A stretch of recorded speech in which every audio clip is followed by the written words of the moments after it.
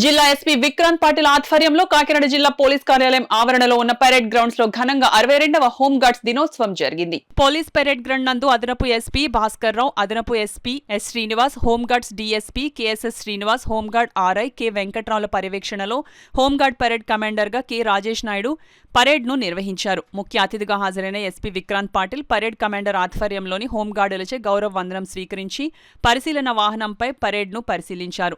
తదనంతరం parade commander సారథిగా March past నిర్వహించి ప్లటూన్ల వారీగా హోంగార్డుల జిల్లా ఎస్పీకి గౌరవవందనం సమర్పించారు. విధి నిర్వహణలో ఎన్నో సంవత్సరాలుగా అత్యుత్తమ ప్రతిభ కనబరిచిన 4 హోంగార్డ్స్, ఇటీవల కంపెనీ కమాండర్ పదోన్నతి పొందిన 6 హోంగార్డులకు ఎస్పీ అభినందనలు తెలియజేసి మెమెంటోలను అందజేశారు. ఈ సందర్భంగా ఎస్పీ మాట్లాడుతూ అత్యవసర పరిస్థితులు, సంఘ విద్రోహ శక్తుల అణచివేత, ప్రకృతి వైపరీత్యాలు వంటివి సంభవించినప్పుడు పోలీస్ బలగాలతో పాటు సమానంగా ప్రజారక్షణ, సమాజ శ్రేయస్సు కొరకు ముందుండి తమ సేవలను నిస్వార్థంగా ప్రజలకు అందజేయడంలో హోంగార్డుల పాత్ర ఎంతో కీలకమైనది అన్నారు.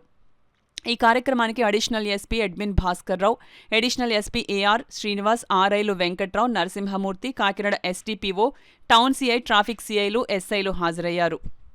So as a part of that only మన శాలరీ ప్యాకేజ్ కూడా వచ్చింది. ఒకరు కానిస్టేబుల్ వచ్చి ఇలా బ్యాంక్ ద్వారా అప్రోచ్ అయితే అక్కడి నుంచి స్టార్ట్ అయింది salary package welfare scheme. So అలా మీ వైపు నుంచి కూడా ఫీల్డ్లో పనిచేసే విధానం టైంలో మీకు ఎదురైన ప్రాబ్లమ్స్తో పాటు లేదా ఇది చేస్తే బాగుంటుందా మనకందరికీ అలా ఉంటే మా దృష్టికి తీసుకొస్తే we will definitely try to implement.